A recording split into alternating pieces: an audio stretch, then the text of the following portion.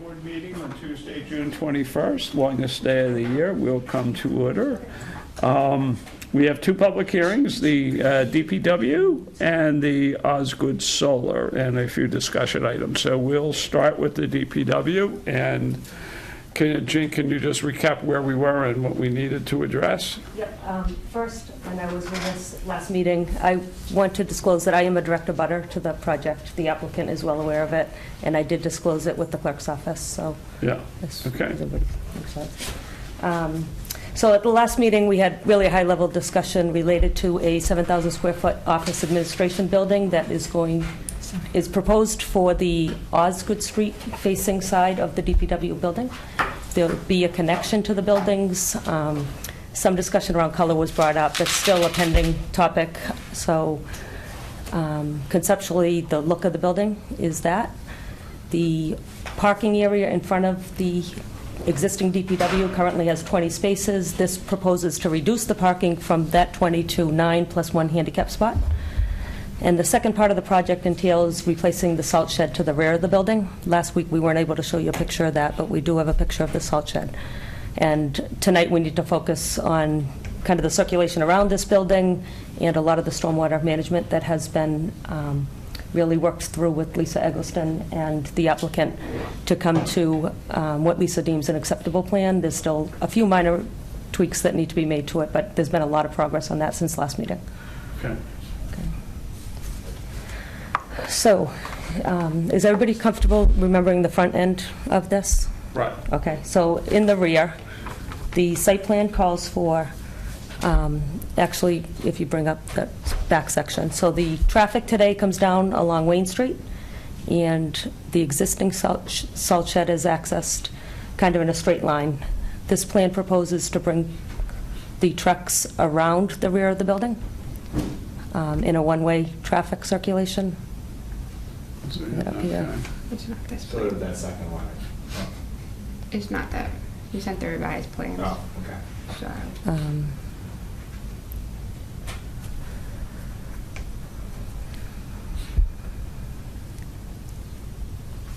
Okay. So currently, you can see the outline of the longer rectangle is the existing. It's proposed to be a one-story building, kind of moved a little bit further to the rear, and you can see to the front of that existing building is where the gas pumps are today. So those will remain. Traffic will come to the end of the existing DPW building, take a right, come around the building and back into the salt shed. Currently, this section has some Jersey barrier or block kind of delineating around the perimeter of the lot.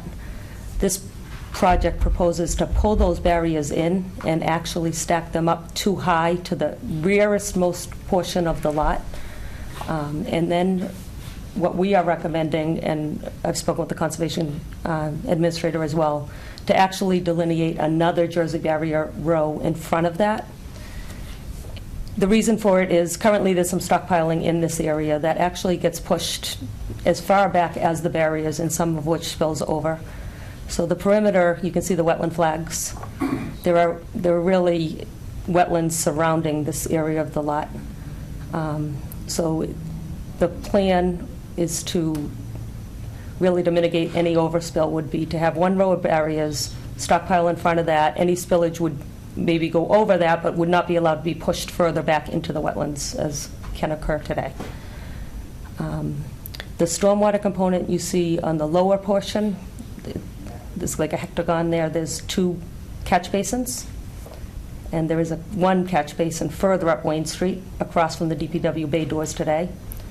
Those are all going to be tied with a drain and then run in a northward direction to a new storm scepter and a new double catch basin there, and then tie into that outlet to the brook. And so those pieces in the northern part are all newly added to provide treatment to the runoff prior to the bay. I'm sorry, prior to the brook. If you can you bring the front section? I'm just going to show the stormwater mitigation on the front. So again, in the existing two-story building, I'm sorry, scan back out of it. So the other catch basin is in the very lower portion there. And again, so those three are in line, and then a drain will tie to the rear. In the front, the proposed has another storm scepter up front and a deep sump catch basin right there, which again will provide treatment prior to the outfall towards the head wall there at the brook. So one of the notes today provided by Lisa was, this detail is showing a stone trench around the proposed two-story building up front. However, there's not one around the salt shed. That can be added to the plan. So when I said there's some minor things that we need to work out, they were adding a stone drip trench to the rear to provide, again, some treatment from that.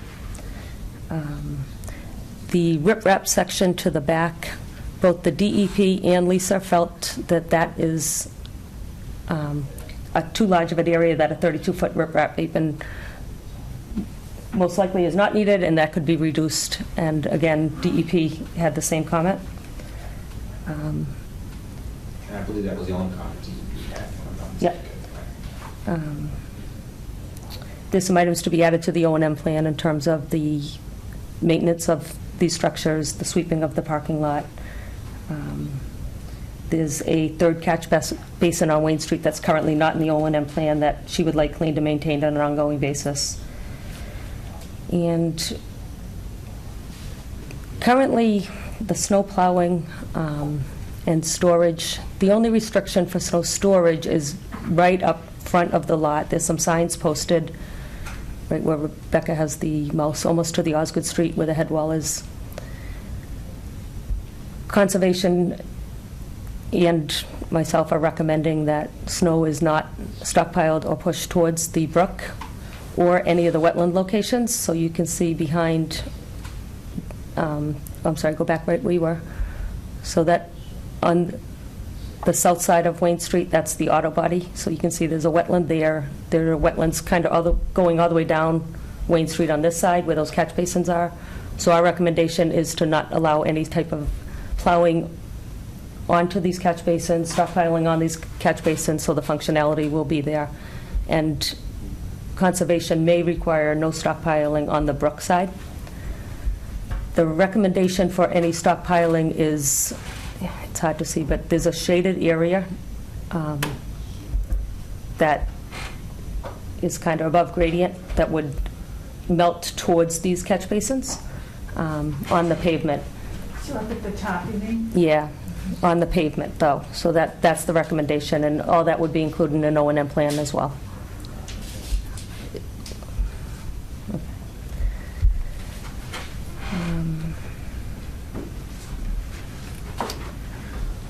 And then the last piece was that Lisa has discussed again with both the conservation agent and myself that the boards may want to make updating and implementation of the operational SWIP that already exists on the property within a reasonable time frame, a condition of the approval. So there's some operational pieces here that are in an existing SWIP. That SWIP also has to be updated based on the improvements that are being proposed here. And then I think Jennifer's meeting is tomorrow night with the Conservation Commission, and I think we could delineate a time frame where that expectation could be made as a condition. So I think for the most part, those are So the at changes. this point, is there anything substantive from the consultants left open? As far as stormwater, and it was received today, so I haven't got a formal response to it, but we talked before the meeting, and they feel that each of these could be accommodated. Well, most of the major changes were made subsequent to a meeting that was held with Lisa last week. So based on the changes made from last week's meeting, she submitted late yesterday, I think, yesterday afternoon, some additional minor comments that are no problem. Yeah. So, and the last piece is the parking. Again, we spoke about it last meeting. The parking's being reduced at the front. Currently, the existing practice is to park along Wayne Street for the employees for the most part. The office area up front, although there is some use from employees, it's visitor parking for the most part. There aren't a ton of visitors here. You come in for maybe a boating permit, a Shopness Pond permit. So, they come and go fairly quickly. Some of the employees are parked in the front, but for the vast majority park along Wayne Street today.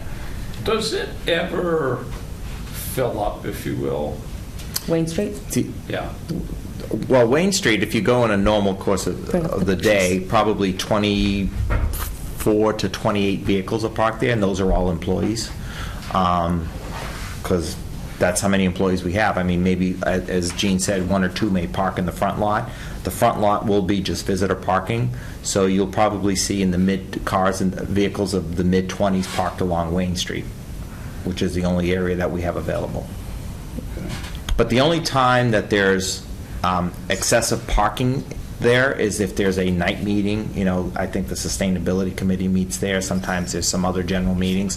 But other than that, the front parking lot. The thing is, I mean, it probably works, if you will, based on what happens out there. But if you were a commercial developer and came in with this, we would kick you out. We would not accept this.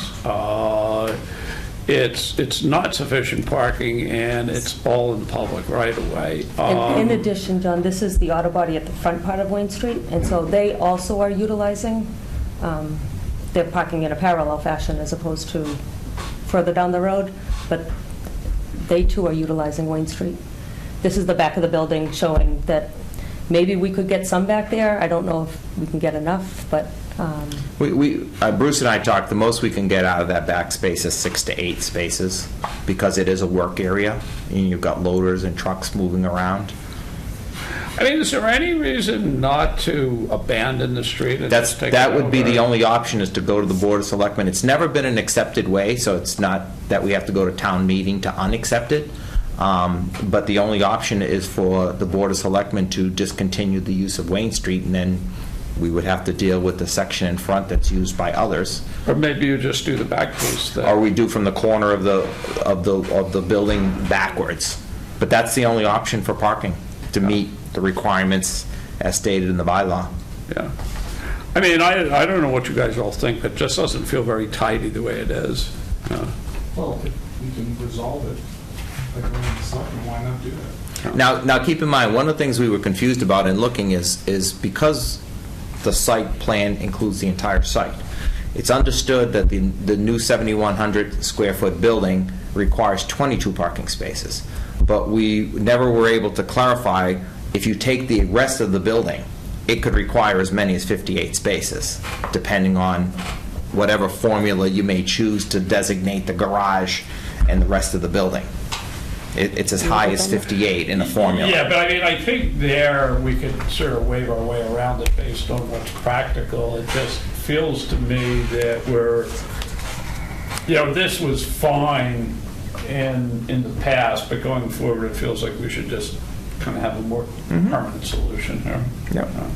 And like I said last time, if you asked 100 residents, 99 of them would tell you that's just the DPW lot. Yeah. So that is the only viable option, is to ask or to go through the process of discontinuing the street. It's actually selectmen process. I think it's cleaner to do it that way. Yeah. Let the front property, take part of the street, abandon part of the street. You don't have to. Right, or leave Wayne Street just to a certain, leave Yeah. Wayne Street in existence to a I wouldn't certain wanna- portion and yeah. discontinue the rest. Yeah. Why don't we do that, put something to that effect in the decision, so. And that would go to like another public hearing in case there's other issues that we don't see. I mean, if Right, there's right. neighbors, we don't know how that affects Well, no, them. I mean, I wouldn't say that it has to get approved, but I would say that we would. request Yeah, I'm not quite through sure what the process. process is, because we don't typically Yeah. discontinue streets, other than the fact that you typically discontinue them the way you created them, and since it was never accepted, meaning it never required a town meeting vote, at least I believe we don't have to go through that process. But it's something we haven't, we'll need a legal opinion as to Yeah. what the process is for discontinuing. Can I ask a question? Why the Jersey barrier wall? Because again, material is stored back there, so it was a method of trying to contain the material. But why not a regular wall? Why use Jersey barriers that are? Because Jersey barriers are movable, and you can do with them as opposed to constructing a permanent wall. Okay. And actually, if we had a permanent wall today, with the way we're reconfiguring it, we'd have to tear it down and build it anew, as opposed to just moving the barriers that are there now. So there's a big section in the back that's really built up on these blocks that's going to be demolition, and then they're going to use those blocks to create this barrier. As you see here, there's really very little delineated area that would prevent encroachment into that wetland. So the design is going to actually keep a permanent filter. It's like a buffer, we're going to create like a buffer No, I zone. get it, but what I'm wondering is, I mean, Jersey barriers have spaces between them, whatever. Isn't there a better kind of Yes. wall to put there? There's a permanent It's filter a double socket. wall, it's It's- the Jersey barriers in the back, and the 6-foot by 2-foot by 2-foot concrete block. Will be the front, And right. we also have a siltration influence on the back of the block, so that Right. they get filtered out before you get to the Jersey barriers. So that there's 2 spots of for water infiltration going into it, areas of the site. But I've seen these big interlocking blocks, which actually I've seen them specifically for salt storage put on sites, you just stack them up. And they're interconnected, so there's going to be a lot less spacing in between the blocks. Right. Are you going to use actual Jersey barriers, or are you going to use the interlocking Both, blocks? we have both. We got both on site, so we don't want to dispose of them, because we want to recycle what we can They're on not site. interlocking block. No, they're not interlocking, but they block. abut. Can you They bring up butt the block? against each other. Blocks, yeah. Yeah, they butt against But each that other. doesn't stop salt and water from going. But there's going to be a run of filter socks, Okay. permanent, in the Right. O&M Yeah. plan that they need Yeah. to maintain. So the 3-inch gap will have a erosion control barrier behind that as well. And that's in the design, and that's on the plan today. The only thing not in the plan today is that second run of Jersey barrier, so that if they were to spill over, there'll be a space before it gets to the last barrier before the wetland. And we don't store year-round, and we store intermittently there. Can't see them, they're so small. It needs improvement, and the Jersey Yeah, I mean, I barrier think the will whole be, thing will Yeah. clean the place up. the Jersey barrier will really help to prevent that spillage over. So those are the Yeah, those blocks. are the interlocking blocks. Well, they're not really interlocking, Yeah, but they butt against, right. They make newer style Correct. to that. Right. which Yeah, you stack them up, they're Yeah. movable and stuff Yeah. like that. And they cross, you don't have the seams all lining up, so you have less chance of spillage. So that area is directly behind the existing salt shed, and that's going to come down. Those blocks will be reused to delineate the wetland line.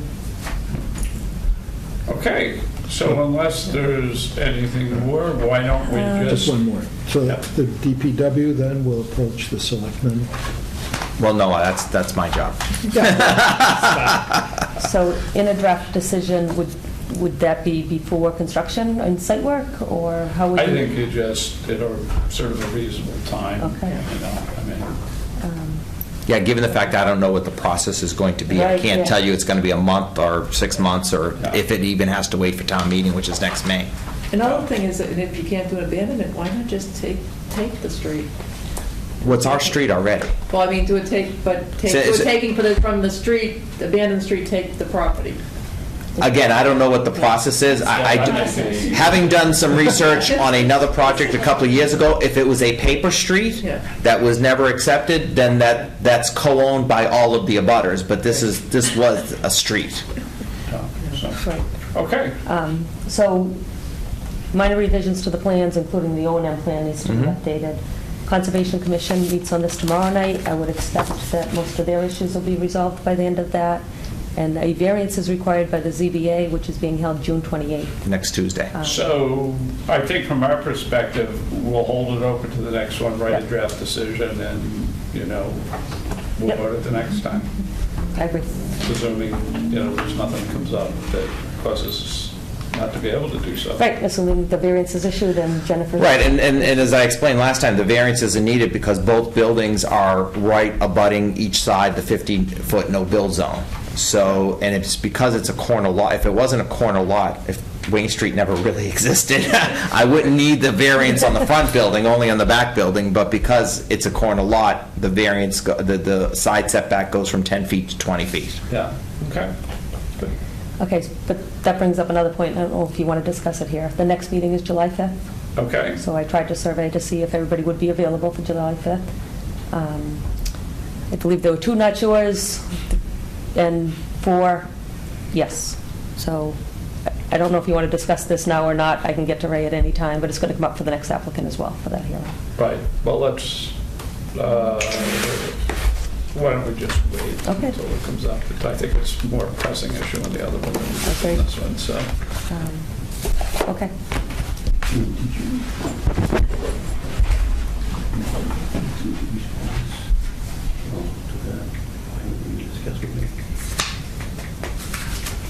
Okay, let's, great, thank you.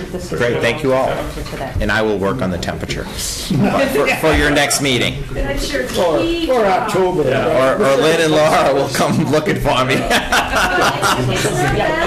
It's not bad tonight. Yeah. Fly shut Yeah. that screen. Tonight, I don't think it's bad, but it could be by July. Okay, Thank you all. thank you very much. Appreciate it.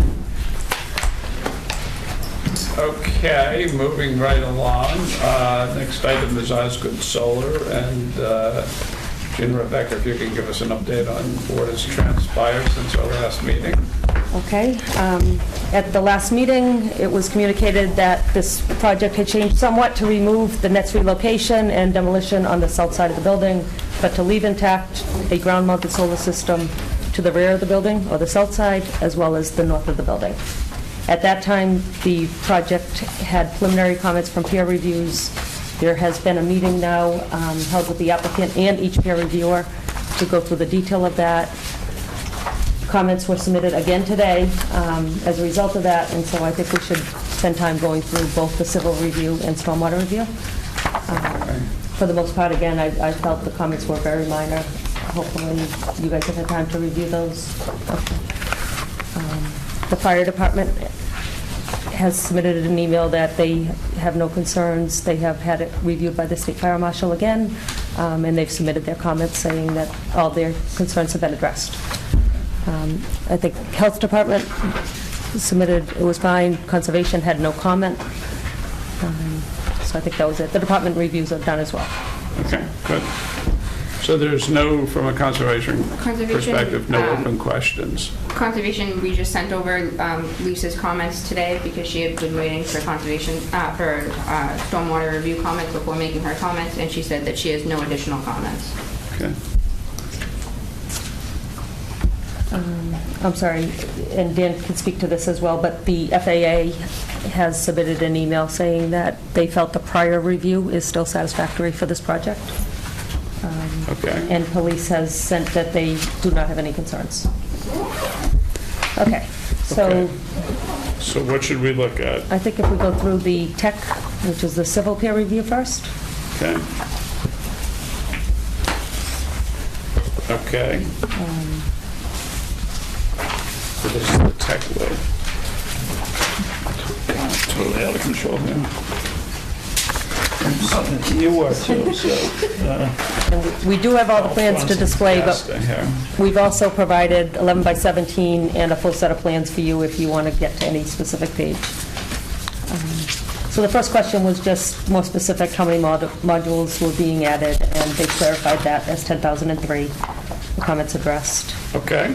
Second comment, the building inspector has determined that these do not,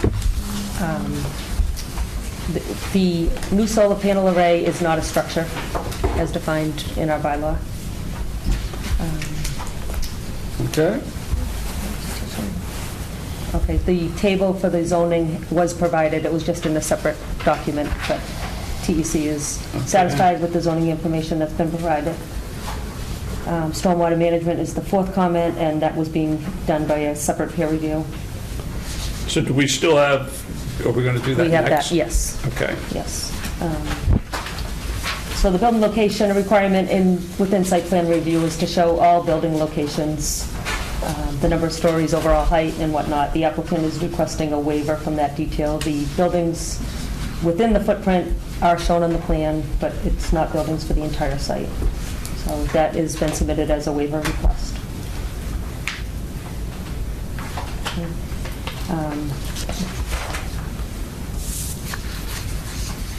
And similar on the parking and walkways.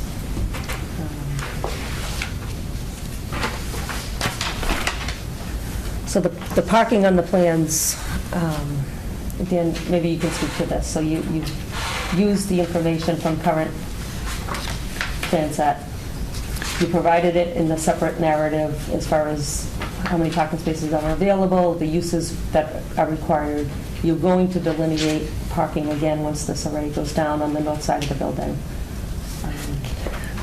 Do you have any other comment to that? No, It's number 6. no, we have no further comment to that. So Tech believes it's been satisfactorily addressed.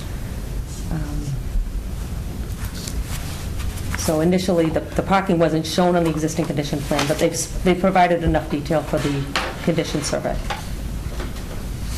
Okay, parking strip, okay. Okay. All right. Number 7 is referring to a landscape plan. So in total, if I remember right, the net difference of added parking spaces is 8. There is a run of 27 being added in a specific location that abuts the fence for the north array. Tech is just raising the concern, does that requirement trigger any landscaping around that? The parking spaces literally tee into the fence, a parking stop is provided there. And again, if the bylaw is required to have a landscaped island, a waiver is being requested for that section. Do you have a picture where that is? Yep. If it's right next to the fence, it's right next to the fence, so. Yeah, it is, and it's to the... Sheet 12. So from the Osgood Street perspective, it would be the array first, and then these parking spaces that we're talking about, so on the back side of the array.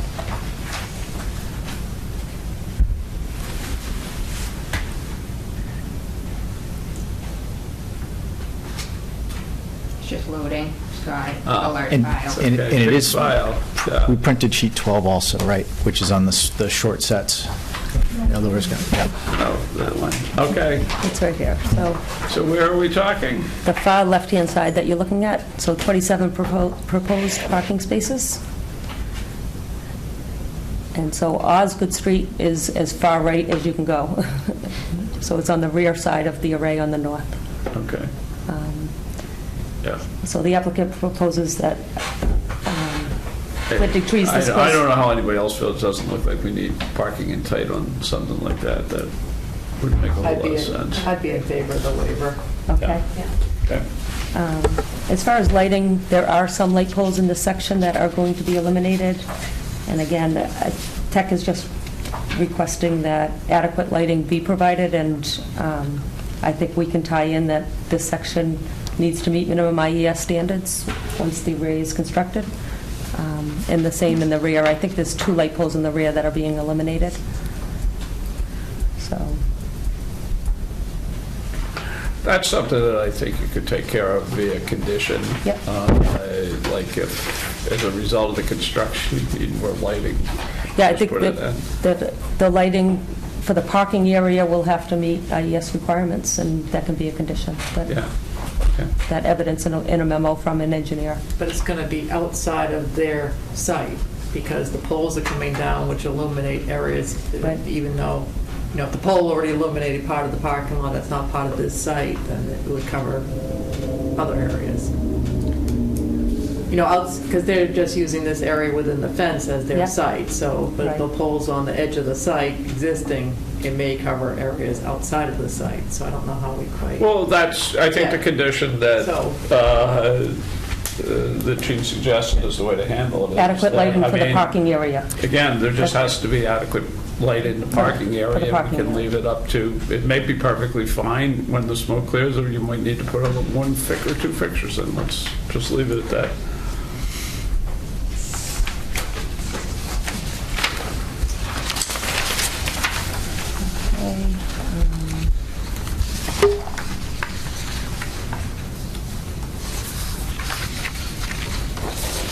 All right, So this one, number 9, refers to utilities within the footprint of this array and whether there be access in the case of an emergency, if there's a water line break or some other emergency, to get access to those utilities. They have added spacing in order to get to catch basins for maintenance. However, there's other utilities that run within this footprint.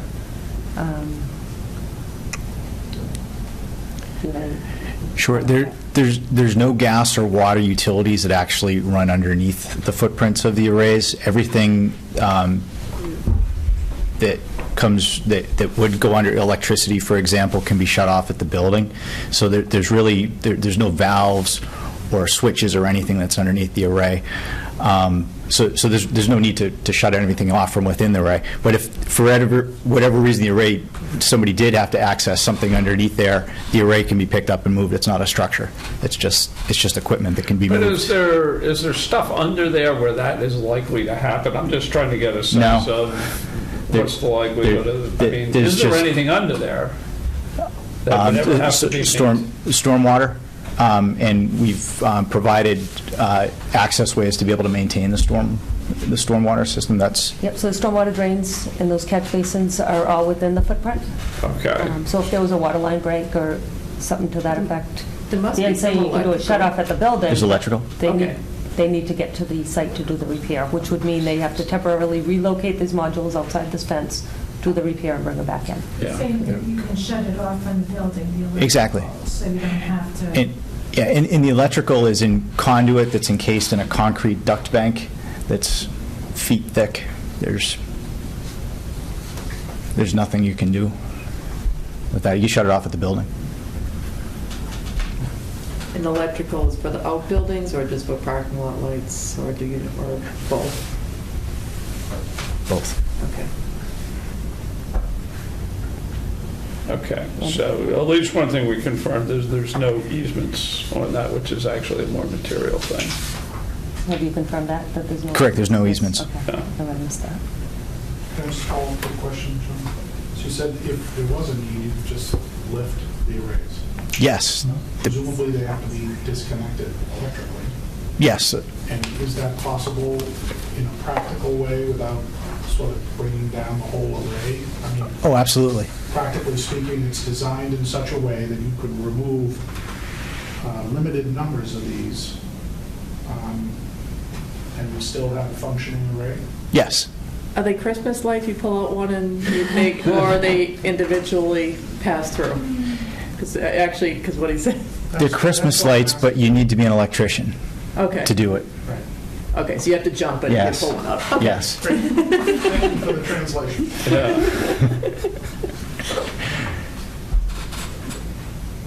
Okay, so in 10, it's referred to access to a hydrant. Like I said, the fire department felt that they had proper access. We pointed this hydrant out to them. However, Tech is proposing that signage should be placed to notify other vehicles that they may, if they try to travel down this emergency area to this fenced section, that it's not a travel lane for vehicles. So there'll be some signage there cautionary that this is not a public. Can we show that area Access where they're area. talking about? Where they're referring to where they'd like the signage?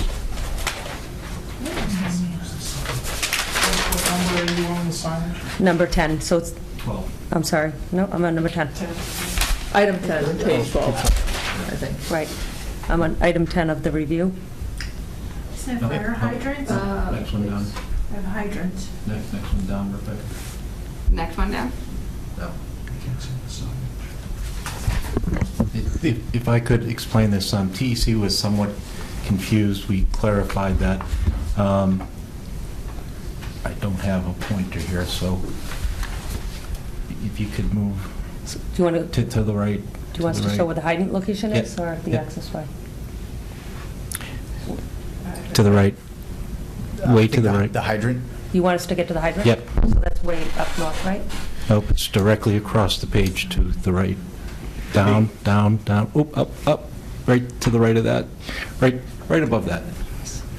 So there's a hydrant right there, and the existing access to that hydrant isn't being changed whatsoever from what we're doing. They were concerned because we're putting a fence line in there that was restricting access to that hydrant. And that fence line that we're putting in there is going right on top of the existing fence line that's there now. So they went out there and confirmed that, and that's what the purpose of his note is there for, which we have no problem providing signage there. But our design hasn't changed access in any way to that hydrant.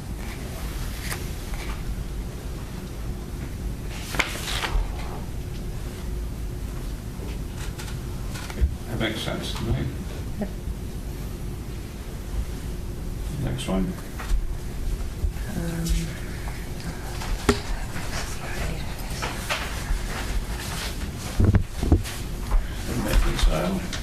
So again, the fire department has reviewed it and communicated that both the state fire marshal's office and them believe that the access is adequate. Okay, now, the interconnect line, there's been some change to that. At the last meeting, we discussed utility poles kind of carrying a new line from the south array to a north interconnect building, as well as the roof. Dan, you're going to have to explain this one because I was not at that meeting. Above ground carry is now underground? No, well, a portion is underground, however, they're going to use an existing line to tie into. There's transformers. There will be no overhead utility lines as part of the project. Okay, so that's different from last time, Yes. right? Last Okay. time we had proposed an overhead line, Yeah. and we eliminated that. Okay. And how are you doing it? Do you want the technical? No, just instead of the overhead, you're doing what? It's going to be using existing chases underground. Great. Yep.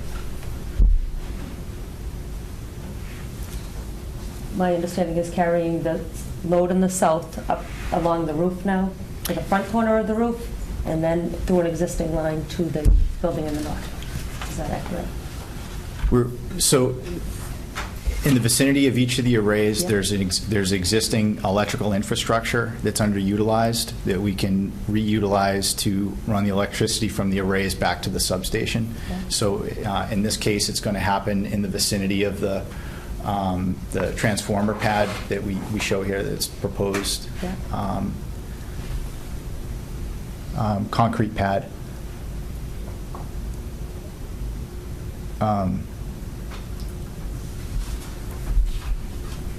If you see the footnote right in the dead center of the page where it's a proposed transformer pad. So from approximately that area, it's going to be run underground back to the substation. Okay.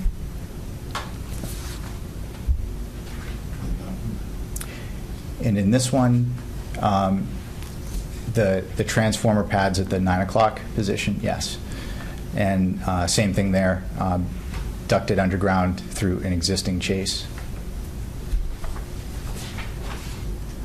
And the roof piece? Same.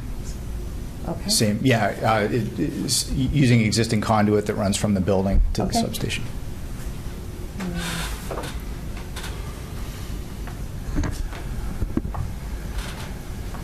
Okay, so 13, the crushed stone area has been eliminated, so that comment was addressed.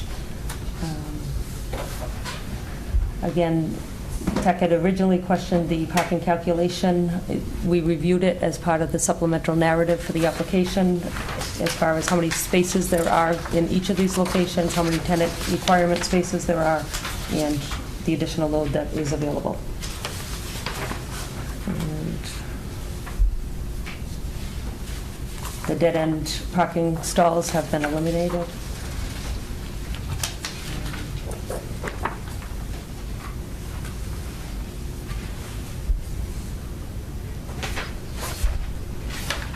Okay. Okay, and so the last one, text proposing that the board requires a regular restriping program of the access drive as needed to ensure proper identification for vehicles, delivery trucks, and emergency response. The existing striping appears to be in poor condition, so again, that can be conditioned and part of an O&M plan if required.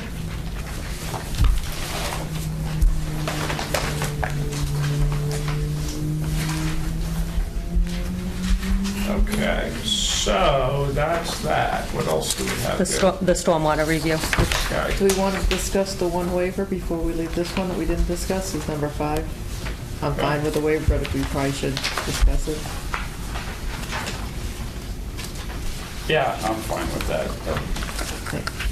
Yeah, I don't see that as being a problem. Okay with that? Yeah. Okay, so stormwater, you should also have it's kind of email format that incorporates both the initial comments, the initial response, and a subsequent response.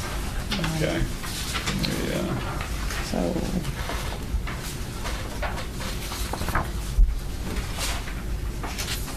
I just have to get my bearings here. This looks kind of dense.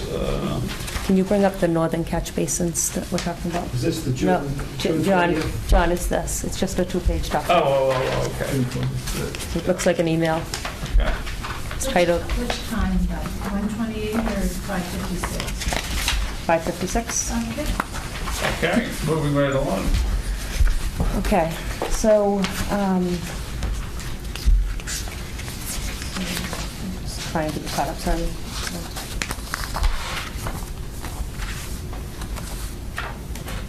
So this is from Lisa. Okay, so initially, there were no modifications proposed for stormwater drainage system. There was a lot of discussion over that, whether this would be quantified as a redevelopment and required to meet Mass Stormwater Handbook standards. Lisa acknowledged that although that's arguable, the real important thing here is to get a net improvement to the site. So what has been proposed is some improvement to the stormwater management on the site. The first, I think, most significant improvement is there's been a lot of investigation on the catch basins that exist on the north side, 2 of which were found to be really clogged. There's a drain pipe connecting them. I think, can you show the mouse on these 2? So my understanding is it's A little further west. these, here and here. There. No, and- it's actually down right next to the building, right there, that Okay, one. there and, In the trench drain to the right of that building. Right there, down a little bit. That one, right there. this is the same trench drain we had Yes. previously identified that, again, the applicant is willing to address that, repair that. The catch basins need to be addressed. If there's no blockage, then Lisa's recommending that these should be inspected regularly. If there is a blockage, obviously it needs to be repaired. The drain line needs to be inspected. If it is crushed, it needs to be repaired. The applicant has acknowledged that and was willing to address those issues. So, in item number 1, is there, it's a fairly detailed response. Do you have sufficient information to put in the decision, or is it something they should change in the plan? I'm a little bit confused about what's open and what's not Okay, right so- at this point. So no, I think you guys agreed that those 2 catch basins, the drainage line and the trench drain need to be addressed. Absolutely, yes. And you'd be okay if that was conditioned? Absolutely. Okay. The other piece of it, John, is an O&M plan that would entail, so the important part is the parking area is where the sediment really builds up. And so an annual sweeping in the spring, a certain vacuum truck Lisa recommends. The fact of the matter is they looked at all these catch basins. There's no sediment built up in them other than the 2 that we just discussed. The flow is strong enough that it's actually just washing it through the system into the river. Okay. So the sweeping should be done in the area that the sediment is being built up in. They're proposing this north parking. I wanted you guys to get a little more specific as to where you're proposing this sweeping program. So is it this entire north footprint? Yes. Is it anything in the front or side? Will the parking lot in total be swept annually, or? The parking lot in total is swept annually, Okay, and we'll continue to sweep it annually. okay. Is it swept with what Lisa's recommending as a vacuum truck? Is it, any idea?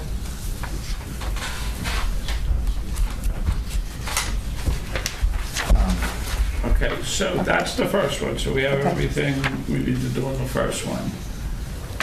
Now, the second one, I couldn't figure out who was saying what. It sounds to me, and I read this many times, it sounds to me on this one that Lisa has agreed that if you do the other stuff that you've agreed to, that this is not a problem. Is that correct? She believes there's some ambiguity regarding the applicable of the Mass Stormwater Standards. And Right. rather than to get into further discussions related to this, that it may not be worth debating that, but if the applicant's willing to show a net improvement, that she thought that was a good step. So And based on the response to one, there would be a net improvement. there would be a net improvement. The vacuum truck and the whole thing. On that, though, Lisa says she believes that the plan does not meet it. The applicant says they don't believe this applies. Shouldn't we get a third opinion to get a decision on who's right? I mean, she's saying it is a redevelopment, they're saying it's not. But she's also saying that she believes there's some ambiguity regarding that. Which is her writing and which is the... Yours is underneath the bold. Hers is directly beneath the bold. It's initially, And directly above the board. so hers is italics Applicant, and plain. and then Oh, that's This is what an messed me up, is Yeah. they're both bold. so, yeah, We, hers, applicants, This is the applicant? that's all the applicant, yep, Whose is this? applicant. Okay, and when does hers pick up again? If you turn over at the very top of the next Oh, page, so it's the same, you have to be... a It's almost the reader. same, yeah. but Yeah. if you turn over at the top of the next page, is where she talks about, they did discuss this. Well, if our comment says based on the above, the project does not constitute a redevelopment, if that's what she No, that's says. the applicant, so. Oh, so Hers is hers our- doesn't yeah. begin to the beginning of the next. The top of the next page. Okay, moving right along. I see. And this appears, Hers is just at the top of the next one. I'm sorry. It just picks up. maybe I could just add sort of what happened in the dialogue between the lines. This is Lisa's. So just prior to the first planning board meeting, we received comments hours maybe before, so Lisa was able to put some initial comments together very quickly, and that's the first italicized comments you see. About a week later, or days later, after some more discussion and research, Lisa and our team, the engineers got together, the people that are most familiar with the stormwater bylaw and what's, everything, not just what it says now, where it's going in the future, and had a very, very thoughtful discussion about it, and came to these conclusions. So the bold represents our take back from that meeting of the engineers, and then the plain text represents Lisa's just response to our comments, where I believe it's very clear that this is very ambiguous, and that this is the best solution that would provide the best net improvement to the property. So Gene, am I correct in saying that Lisa, this is a question. Yep. Lisa's comment at the end of item 2, at the top of the page, above the start of item 3, her last observation is to say, in summary, there's ambiguity. Yes. Therefore, if there's a net improvement, we should not debate. It may not be worth may not be debating. May not be worth debating. Right. I mean, that's our Yeah. call, that's, right? yeah, that's right. So has the applicant agreed to do all the things that she wants? So maybe to clarify, so we have a very thorough sweeping, where we do it every year. We have an O&M plan for the properties that we submitted. And as far as the vacuuming truck, the specific vacuum, that's not the tool we would typically use, but we can agree to vacuum in the area. We know Lisa's biggest concern, and the area that's of most concern is about the center line of the paved area to the west, because the center line of the parking spaces that remain is sort of the crest of a hill, and then the grade comes down, as you can see. So everywhere to the west of that is the area that would be of highest concern of something getting into the storm drain and coming down. So certainly. So Why can don't we we just just ask document her? this? Why don't we just ask her where she wants them to use the vacuum truck? Like, what is her ideal plan, Yes. right? Yeah, I mean, I think we're I pretty understand what close. you're Yeah, quoting Okay. her to us, but like, why don't we Yeah. just ask her? Yeah, why don't we just take what the applicant's proposing, show it to her, and get her to bless it? Because I'm willing to, if she thinks it can be mitigated reasonably, let's do that, but let's just make sure we have sufficient detail. Okay. And if there's something else, she should be very specific as to what they haven't done that she believes they should have. Because Okay, fair enough. we didn't even understand this thing very easily. If I could for 1 second, I have no problem with any of that which we just discussed, but from one engineer to another, the discussion went something like this, and Rebecca sat in on it, so she can correct me if I'm wrong, but I cannot in any way, shape, or form acknowledge the fact that this is a redevelopment for reasons I don't want to get into. And she thinks there's some ambiguity in there.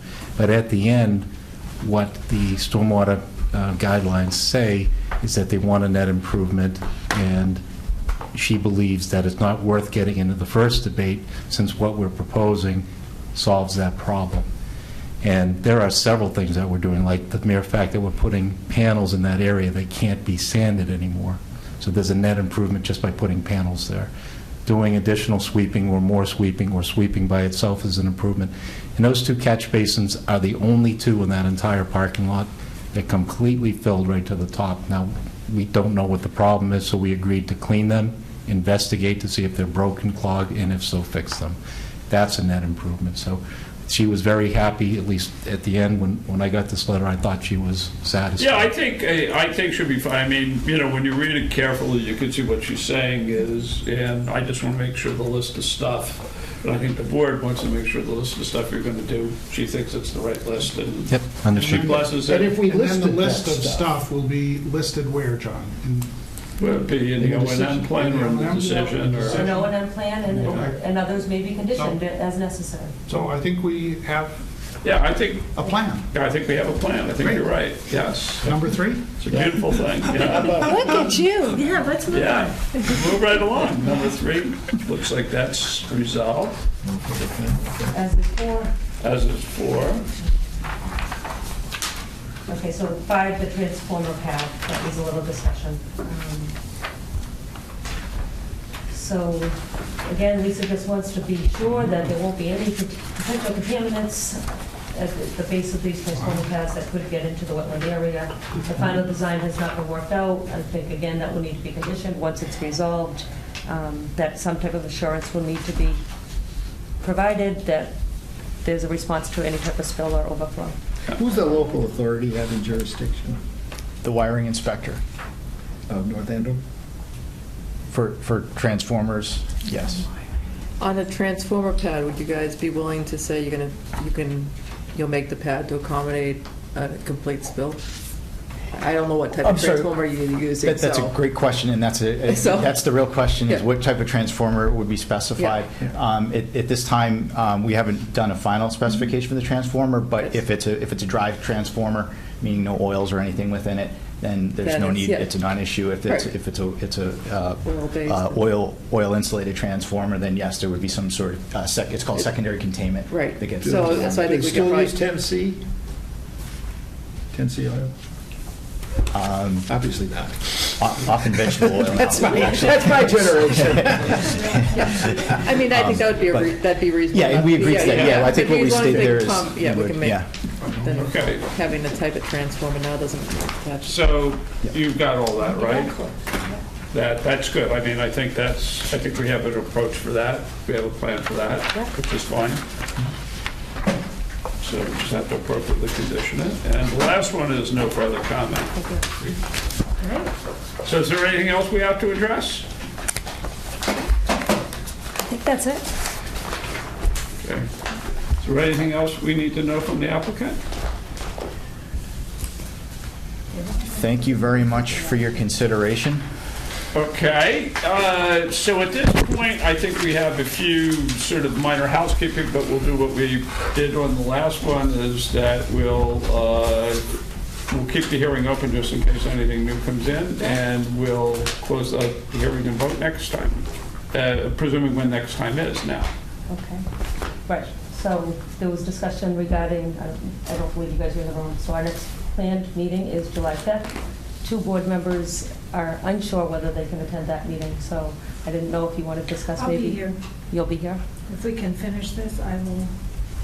Okay. So that left. If we have air conditioning, it's below 80 Air degrees. conditioning in this Thank room. you. Okay. Thank you. I'm not 100% sure that I'll be here. Will Okay. we have enough? Well, we'll have enough. We'll have, 1, 2, 3, we'll have 5 So people. Regina's an alternate that can vote on a I will special be here. permit. Yeah, And has indicated she'll be here. yeah. Okay, so we'll have the meeting, and unless you have an objection to it, but then we can just defer voting if you want to wait. I'll be here. And we'll have 5 and change, so. Yeah. Would it be helpful to, as part of the process, to discuss some of the conditions that may go into it? Is there any deliberation or anything that might be helpful that we can No, assist in the our process? normal practice is to, we'll keep the hearing open, we'll close the public hearing, assuming nothing is new, and we'll review the draft decision. And that's what we'll do. We're not going to negotiate conditions. Okay, Yeah. so we'll prepare a draft for the next, it'll be in your Yeah. packet at the next hearing, and then we'll go through it. Great. Right? Good, good, okay. Yeah. Thank you Great, very much. Thank you. Thank you.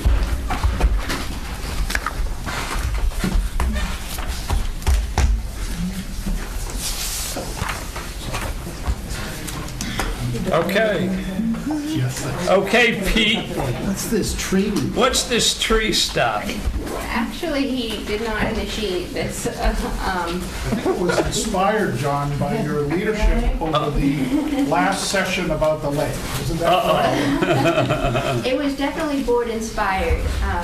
However, we've been getting a lot of calls recently about tree removal in the watershed after the watershed mailer. So that's a good sign that the mailer has actually inspired people to call the office and ask whether or not they can in fact remove certain trees. But upon doing that, we realized that we don't really have a formal procedure for saying yes or no, or what you would have to do if you had to go through a permitting process, if you're, taking down 25 trees and within, the 325 and things of that nature. So we thought that based on what conservation has done, they've implemented a procedure where it's something very, very similar to exactly what you have in your hand that lays out, what they have to submit to the staff to then make a determination based on what information they've submitted, if they need to actually come before the board, or if we can in fact quote the bylaw, or in fact, condition certain erosion controls if they're far enough away, things of that nature, how many trees, and take it internally instead of having to have them go through the permitting process. So it just makes a more formalized procedure, makes it a little bit more efficient, and we just thought we'd bring it to the board and see if you guys had any interest in having this be something that we do, or if you want to continue to do it. Well, I mean, I will tell you, again, this is actually the one chance I have to do something where I would be directly and personally impacted by it. And every year, I go through and, take limbs off trees and stuff like that. Every year, a couple trees sort of fall, collapse halfway on themselves and so forth. If I had to do this every year, I would not be a happy camper. It's one thing if you're really close to a tributary to the lake, or close to the lake, or you're doing a lot of it, but a random tree or a limb of a tree, or, what's the width of the thing? Because there's saplings and stuff like that. I mean, my God, it would be too much. I mean, every time you go out with your thing like this, you would be in violation potentially. There's got to be some sort of balance, I think, to something like this. And the tone, I mean, that's what got me. Okay, It so- reads, So within the non-disturbance zone, vegetation removal is prohibited without a special permit. So we have the extreme, there was someone at the corner of Bonnie Lane and Great Pond Road that just, at least 25 fully mature pine trees. They did call us, and they were outside of the 325, but we still required some erosion control, stabilization. I mean, we were glad to get the call, because across the street, they then clear cut from their wall to the street. And again, they're just outside the 325, but borderline. But I mean, I think, you want to address it as much as possible by education, you know, because that's great, and because it's a fairly material size, it's pretty significant of what somebody's doing, but as I said, if you got something that's like this wide, you know, and you want to take it down or something like that, and you're nowhere close. I think that can be solved very easily, John. Hand pruning is allowed, you know, it's simple. I mean, I don't. Maintenance of existing landscape. Yeah. No, but if even, my point is that if you are nowhere close to, and probably half the property in the watershed is nowhere close to the 325 or anything, it could be, in some cases, a quarter mile away, and you ask people to do that, I think you're not going to get a very high level of compliance. That's the only point. But is it better to ask and have some people do it than some people not do it? Yeah. That's fine. Yeah, I mean, I think if people aren't going to comply, it's because they're going to say, well, this is really only this big of a tree, it doesn't really apply to me. But if it's a big tree, they'll think it does. But if you have literally any tree of a certain size in the watershed district, anywhere in the watershed, you actually have to go and take pictures of it and ask to have it taken down.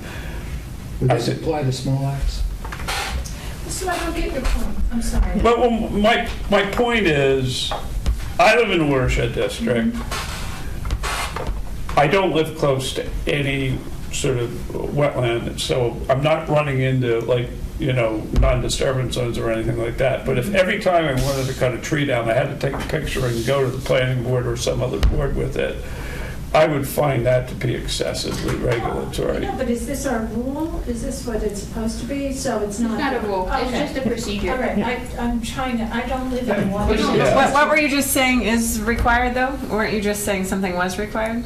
No, if you're in the distance where you're not allowed to do it, it's one thing, but what this does is, this is almost, I don't even think you could do this by regulation. I think you would have to do it by zoning or some other sort of thing. Two comments. First, could we take an approach where we, you know, add Lynn's wording of, you know, hand pruning allowed and maintaining existing allowed?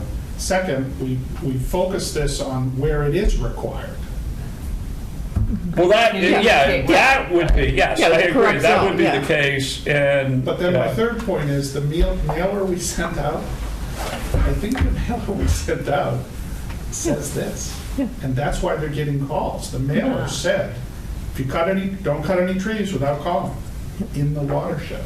Oh, it said that, I don't know yeah. if it said cut, but removal.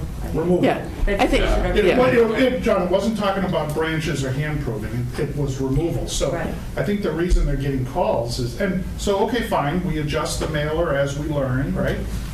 But maybe we could adjust this so that it reflects where it is actually required. yeah, I mean, if they're grinding and pulling out 50 trees and grinding stumps along, which they do need erosion control by our bylaw along the, But that has nothing to do with the watershed. in the watershed it does, yeah. No, it doesn't. The way it's If written. you're in the watershed, outside of the distances, Which distance, though? let's say you're more than 500 feet away from any tributary to the lake, the only thing you have to do is, there's prohibited uses in the watershed district, but you're allowed to do what you want. You're not restricted on what you can cut. But outside 500 feet of, you're not in the watershed. Yeah, sure, you're in the general zone. You're in Oh, you're in the You're general, allowed okay. to- That's my point. Oh, If you're in the the general general zone, this is where You it's. still expect best management practices. You still are required to do best management practice. No, you're not. I think the way it's written, that, I don't think the bylaw says that at all. so that's, Does Mike Smolak I- have to do this if he wants to trim his apple trees? Or cut down ones? It really, the intent is just put some type of formal procedure in place that we can Okay. ask applicants that are trying to Okay, because clear cut it's their land. it's the tone of this rather that gets me. Yeah, I mean, I think the intent is fine, and I think some of what we're trying to do is fine, and I'll go back and look at it, but I think there's ways to make it separate where it's required from where, you know, we'd really like you to go do it. I mean, because as I said, every year, I trim some of my trees. And sometimes I'll cut a tree down, sometimes I'll just cut a limb down of a tree. And if I had to go and take pictures of that in advance and explain how I'm going to do it and do all that sort of stuff or something like that, I would not be happy, frankly. I'm just sort of, you know. But this is not commenting on limbs, you know, just so that we're. No, I know that, but Apples to it's, apples. you know, again, And a sapling and undergrowth and those type of things, I don't think are really. yeah, but I'm talking about sometimes it's even more than that. I mean, you know. And if you called and said that, our response would be, you don't have to do that. We'd look at it first, but it's. Well, but my point is that you want to do something that people can reasonably comply with and is reasonable. If you make it, I think, mandatory anywhere within the district and not subject it to some existing performance standards, I think you're going to run into a problem. Yeah.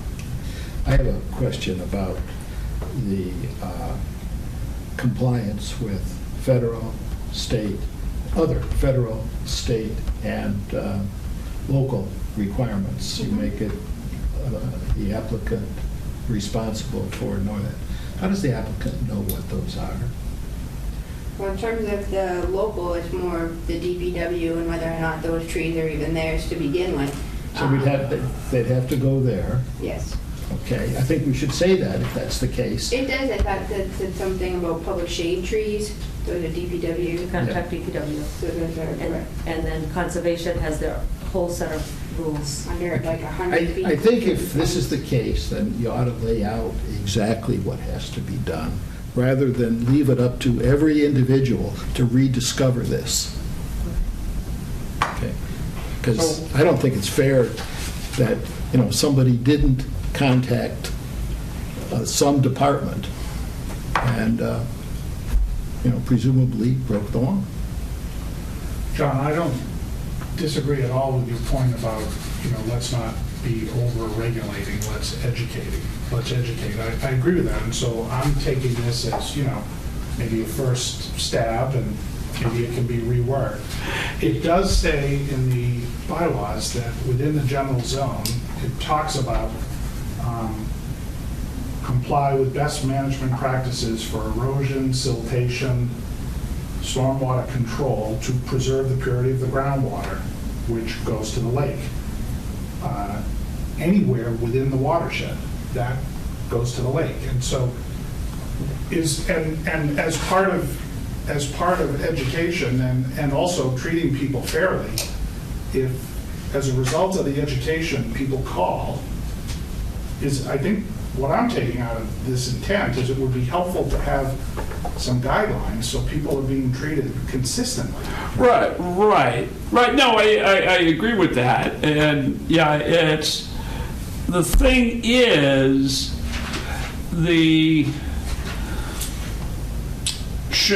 if there are best management practices, like if you're going to take a mature tree down, and let's say it's outside of any jurisdictional zone, it's just in the general zone. Yeah. And what would be, you know, it's almost like, why don't we just give people recommendations on best practices of what they should do and how they should do it, what they should worry about, and then differentiate between one versus many. And, you know, it's one thing if you're going to clear cut something to extend your yard or something like that. It's another thing to just take down a stray tree on your property. Because I mean, could we say then, for example, that in the general zone, outside, you know, 400 feet, whatever the exact number is, best practices should be followed, for example. And then in the other zones, I would think that. I think when you're in the other zones, you have the power to dictate it a little bit more clearly about what you want to do. Really, all we're talking about is adjust this so that it's recommended best practices in the general zone, and the more specific requirements apply to the specific control zones. Is that what we're saying? I think, yeah. And in all honesty, though, I think you could give them steps for every single zone, but I think they'd prefer to have us tell them what zone they're in, because Right. depending on what the lot is, the age, they don't know which zone they're in half the times, yeah. Is that, you know, and Yeah. we can help you determine. what Well, zone- exactly, Yeah. yeah, That's because the intent, is to really get them to call and ask those. to make it easier for them, actually, because I don't think anybody could interpret that. But I think layman. if we word it that way, because this will be a public document, and I take, you know, Dave's point, just sort of the tone, how it comes across. So if it was worded in a way that, you know, we will help you determine, and in the general zone, it's best practices. You know, you're in the general zone if you're 400 feet away.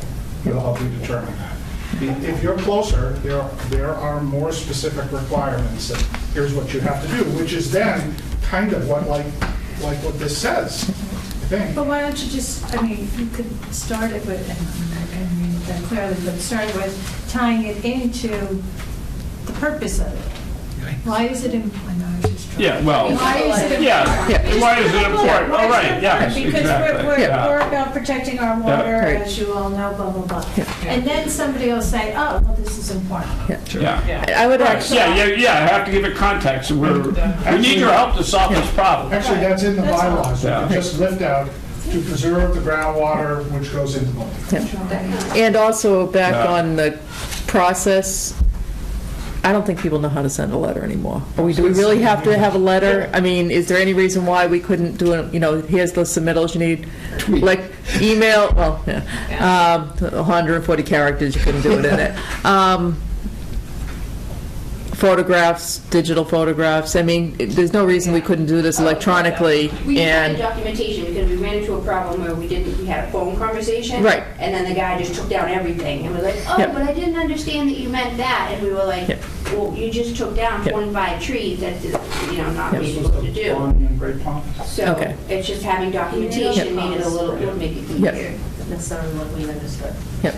Should, I mean, in that case, I think probably a little form would probably be even easier, your name, your address, location of the trees is probably a simple fill in the blank. It's probably easier to get consistent information from people, how many trees, and then have a checkbox, you know, you just clear, you know, stump, leaving stump, grinding. Just try another draft at this? Is Yeah, that that's fine, reasonable? yeah.